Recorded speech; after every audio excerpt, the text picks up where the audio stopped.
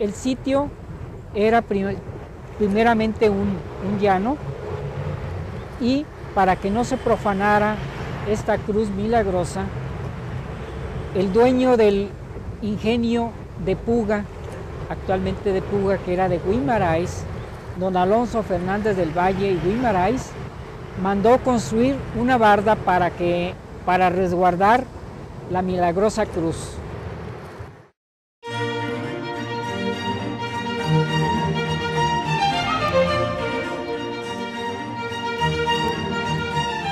Uno de los monumentos históricos más representativos de Tepic Nayarit es el templo y el exconvento de la Cruz de Zacate.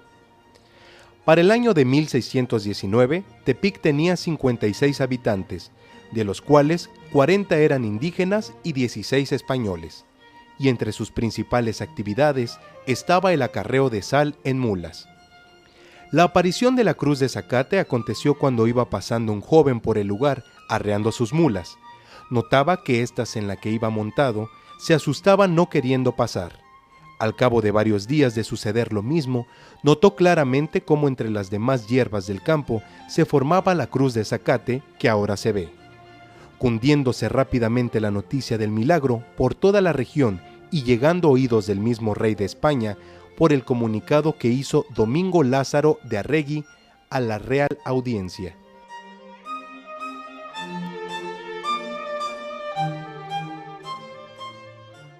Dentro de este ramo de la arquitectura religiosa, el Templo de la Santa Cruz es, después de Catedral, del conjunto Catedral, el Sagrario, este templo es el segundo más antiguo de la ciudad por lo menos. Y todo surgió a raíz de la aparición de la Santa Cruz de Zacate. La primera reseña que tenemos de su aparición nos la da el padre Domingo Lázaro de Arregui en sus escritos que tenía que mandar a la Real Audiencia en 1619, descripción de la Nueva Galicia.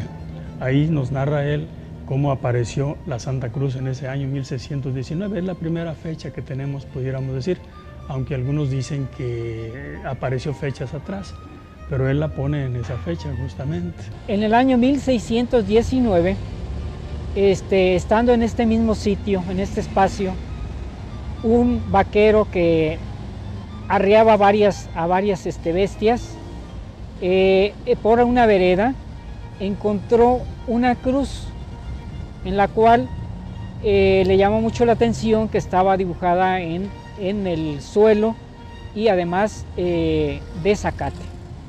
Inmediatamente fue a dar parte a las autoridades religiosas y civiles del pueblo de Tepic. En ese momento, Tepic tenía 46 habitantes, de los cuales 40 eran indígenas y 6 españoles. La gente tepiqueña se trasladó a este sitio y empezó a venerar, admirar, digamos, el portento de haber encontrado una cruz en el suelo y verde, además como si esta fuera regada cotidianamente. El pueblo piadoso de la ciudad empezó a arrancar de aquel zacate y untárselo a sus males, y esto le pareció milagroso. La cruz empezó a hacer milagros. Aquí en esta zona, esta ciudad que era muy pequeña, dependía en lo religioso del exconvento o del convento en aquel entonces de San Juan Bautista de Jalisco. Entonces era allá donde estaba el convento de los franciscanos, y de ahí venían aquí a Tepic a atender alguna necesidad. Y poco a poco, a medida que una vez que les encomendaron, bastante tiempo después, la evangelización de las Californias, fue como nació el exconvento de la Santa Cruz, como un convento de paso, ¿verdad?, para pasar la noche, para descansar, de los franciscanos que venían desde el centro de la ciudad, ¿verdad? Entonces fue así como el mancebo del cual te platico dio cuenta a las autoridades civiles y religiosas en aquel entonces. Y efectivamente venían a constatar si era verdad o mentira lo que aquel muchacho, aquel mancebo decía. Quiero decirte también que esto que Domingo Lázaro de Arregui nos platica en esos escritos de descripción de la Nueva Galicia, también aparece en otros escritos. Por ejemplo, en el escrito de Fray Antonio Tello. ¿Quién no ha oído hablar de este escritor?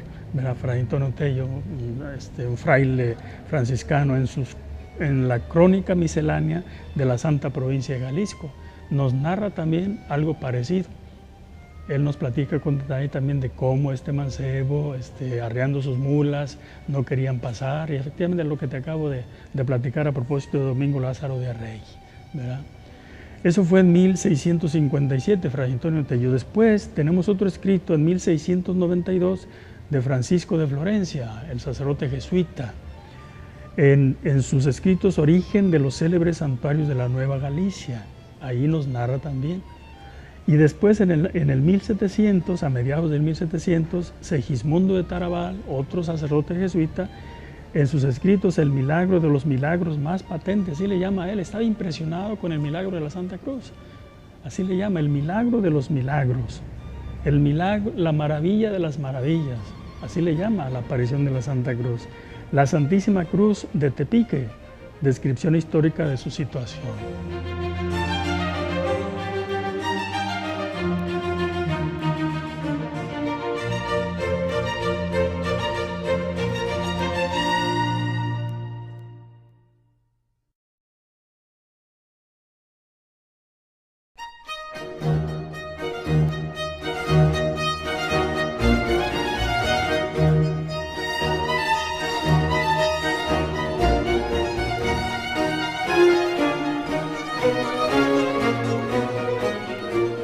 A raíz del milagroso hallazgo de la cruz de Zacate, se construyó provisionalmente una pequeña ermita con techo de paja y en sitio de la cruz fue circulando para resguardarla. Se construyó a sus expensas una hermosa capilla y un arco que le sirve de puerta con una reja que prohíbe su entrada y no la vista. Según estos escritos, fue de mucha sorpresa y todos lo interpretaron como un milagro. Incluso estos escritores nos dicen que la gente, los indígenas y los españoles venían y se llevaban tierra de la Santa Cruz. Nos dicen que la tierra en donde está la Santa Cruz fue intocable, pero a los lados llevaban tierra, por montones de tierra, ¿verdad? Entonces yo creo que ahora por eso la cruz aparece un poquito más elevada, porque a los lados le quitaran tierra, justamente para aliviar sus males, ¿verdad? Y que también llevaban zacatito para hacer bebidas y para sus males. Incluso algunos de estos escritores nos narran algunos milagros atribuidos a la Santa Cruz en aquel entonces, justamente por la tierrita que consumían o se ponían en sus heridas, y por la bebida o el tecito que consumían para algún malestar. La Santa Cruz se le limpia a los lados porque a veces salen hierbitas pequeñitas justamente para que aparezca así resaltada. No se le poda en el sentido como se podan los jardines, por ejemplo, ¿verdad? O que se le pone abono, nada de eso en absoluto, ¿verdad? De vez en cuando, sobre todo en tiempo de secas, cuando aparece algún zacatito seco, se le quita para que deje salir al que viene, ¿verdad? O cuando en este tiempo, por ejemplo, que hay unas guías larguitas, así larguitas, pues también se corta, ¿verdad? Para que deje justamente fluir el zacatito que está esperando salir, ¿verdad? Ahí justamente en esa cruz. Entonces la cruz está así todo el tiempo, no se deforma, ¿verdad? No nace mucho zacate alrededor que de tal manera que lo opaque de ninguna manera. Y es todo lo que se le hace. A raíz digamos, de la veneración que se tenía a la cruz, se empezó a construir un pequeño espacio para los religiosos que celebraban misa. Se tiene noticia de que el día 3 de mayo de 1620 se inició, digamos, la fiesta religiosa en la cual se celebra la Santa Cruz digamos, fiesta religiosa en el calendario digamos, religioso. A partir de esto, la devoción creció y en 1777 se construyó el actual templo a las dimensiones que conocemos por unos ricos comerciantes de Tepic, que era José, Bernardo y Agustín Acevedo. Estos vivían en el centro del pueblo.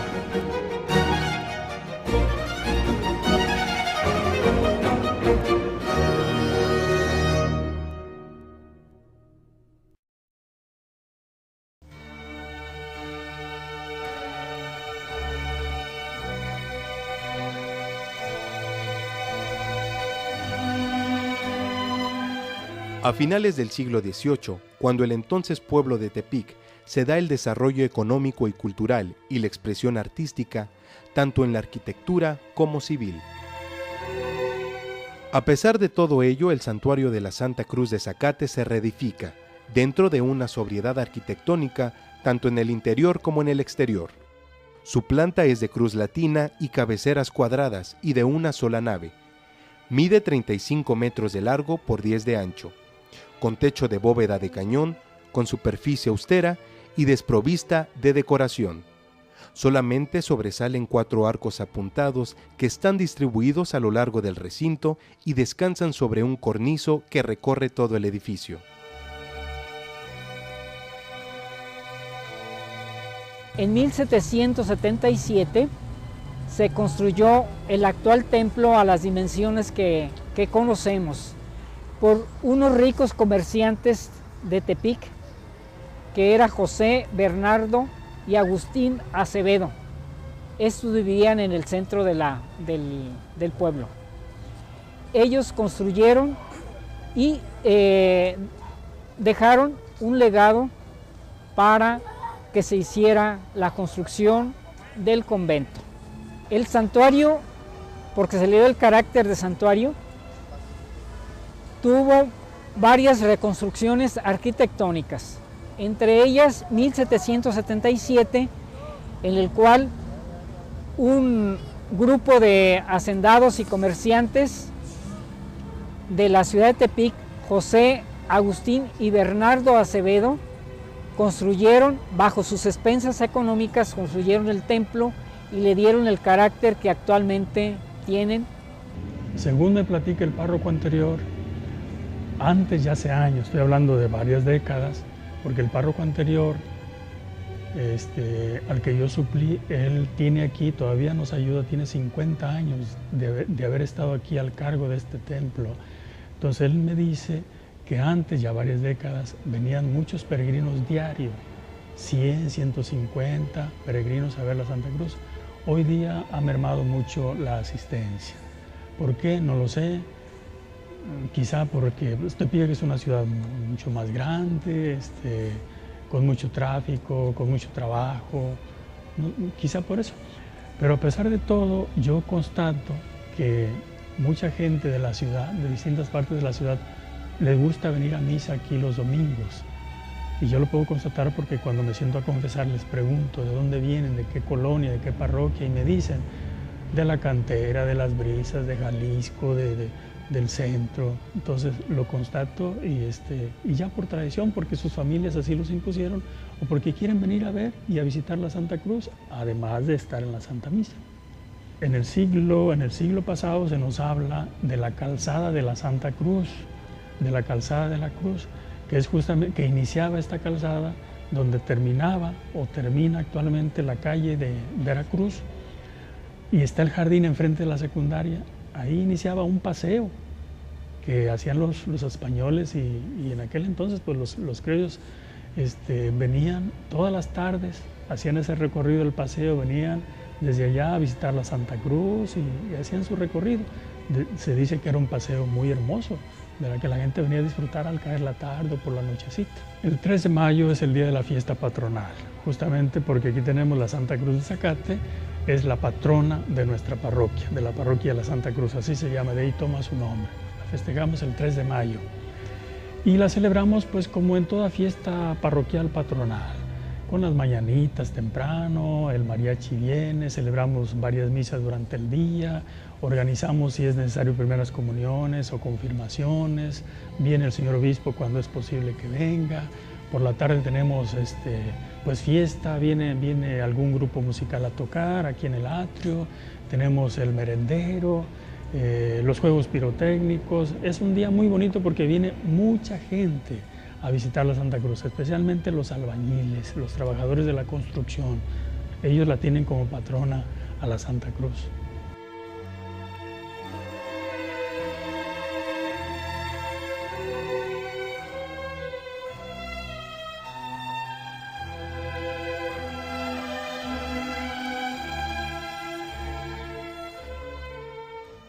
Cuando se trazó la ciudad de Tepic, se hizo justamente en torno a 4 puntos cardinales con signos representativos.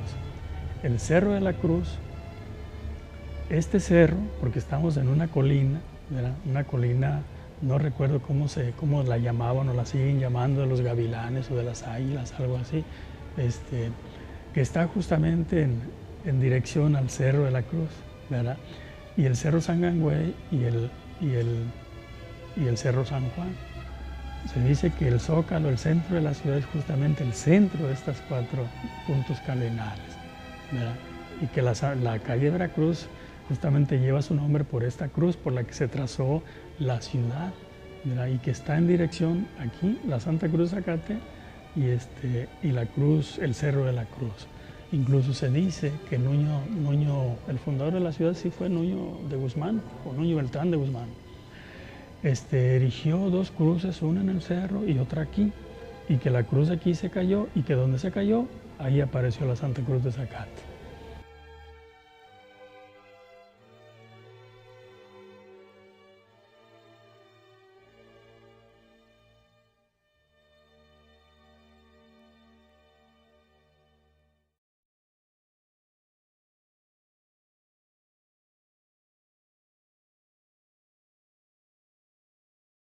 Al construirse el pequeño santuario en el siglo XVII, fue administrado por los religiosos franciscanos del convento de San Juan Bautista del pueblo de Jalisco. Se construyeron unas celdas para que los sacerdotes que recibían a sus peregrinos tuvieran un techo. Así, inició una comunidad religiosa que con el tiempo fue construyendo el convento.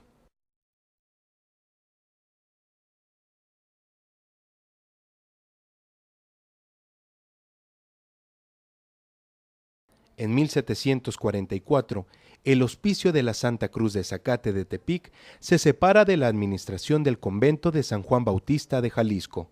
Tras la separación, se inició la gestión para que dicho hospicio tuviera la categoría de un convento, pero eso se logró cuando el hospicio tuvo mayor importancia, a partir de 1767, a raíz de la llegada de los frailes destinados a la misión de California.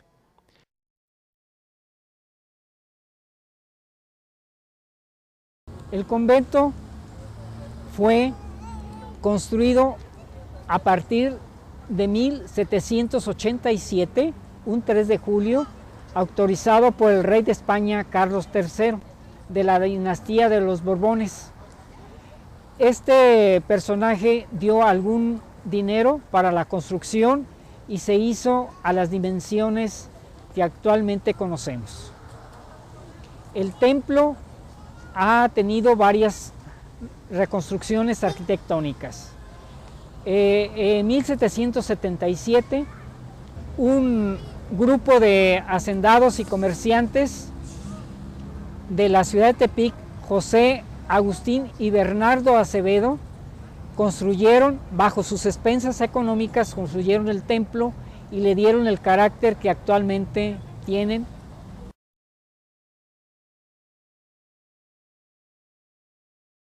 Para el año de 1777, el obispo de Guadalajara, Fray Antonio Alcalde, solicitó al monarca Carlos III y al consejero general de Indias que este asilo de niños alcanzara la categoría de convento. La petición de Fray Antonio Alcalde fue examinada en el seno del Consejo de Indias, y el monarca Carlos III expidió una cédula real en la Villa de Madrid. el 3 de julio de 1784, para que el hospicio de la Santa Cruz de Tepic se convirtiera formalmente en un convento. El 18 de agosto de 1767 llega los primeros misioneros que se van a hacer cargo de las misiones de la Baja California y proceden de la Ciudad de México, de San Fernando.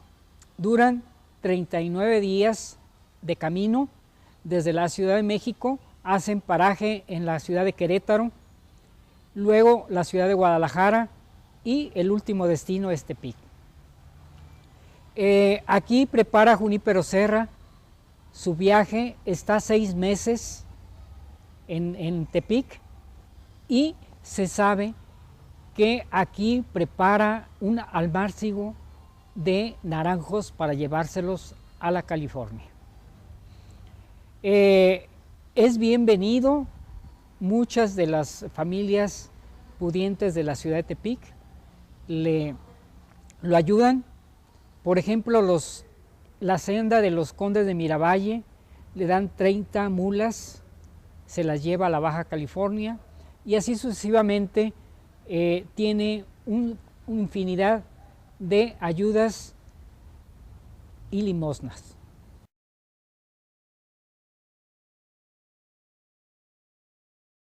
Cuando Fray Junípero llega a Tepic, se entera que el barco que los condujera a California estaba todavía en construcción y mientras llegaba la hora de embarcarse, tuvo la oportunidad de predicar y organizar algunas misiones en los pueblos de Jalisco, Tepic, Compostela, Mazatán, San José del Conde, Huaynamota. Junípero Serra, junto con sus 12 discípulos, programan aquí el viaje y un 12 de marzo de 1768 se embarcan en el puerto de San Blas en el bergantín San Carlos. Llegan a Loreto, que era la capital entonces de la Alta California, y aquí Junípero Serra empieza, se dice, sus biógrafos mencionan que camina toda la península hasta llegar a San Fernando de Viricuta, en el cual funda su primer misión. Este sitio, este espacio está cerca de lo que es actualmente la frontera entre México y Estados Unidos, y su primer misión en lo que es actualmente los Estados Unidos es San Diego. San Diego, que la funda en el año de 1769.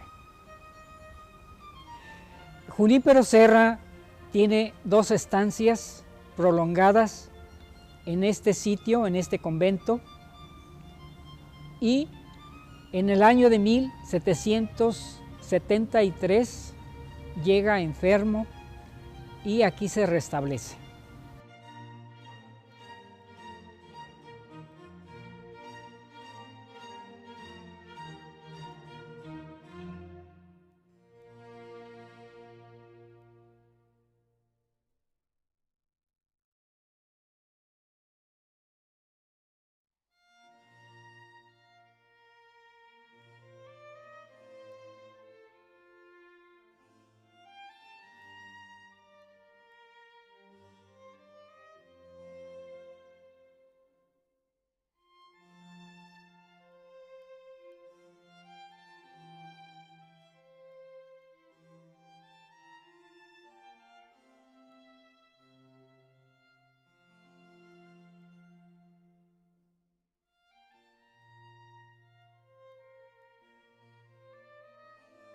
Así fue como el hospicio de la Santa Cruz de Zacate se convirtió en el cuartel general de los religiosos, donde permanecieron por más de 6 meses, hasta un 12 de marzo de 1768, cuando se embarcaron al puerto de San Blas con destino a la península de California.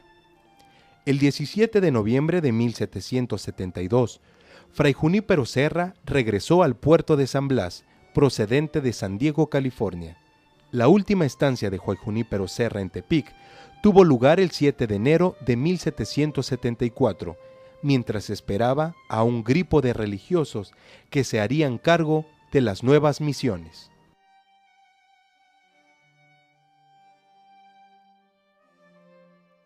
Hay cartas publicadas de Junípero Serra, en las cuales aquí están rubricadas y escritas aquí en este convento. Hay unas 6, y de aquí él pide a las autoridades del virreinato que se construyan 2 misiones, que es la misión de San Francisco de Asís y Los Ángeles, que son las 2 ciudades principales de lo que es la California en los Estados Unidos.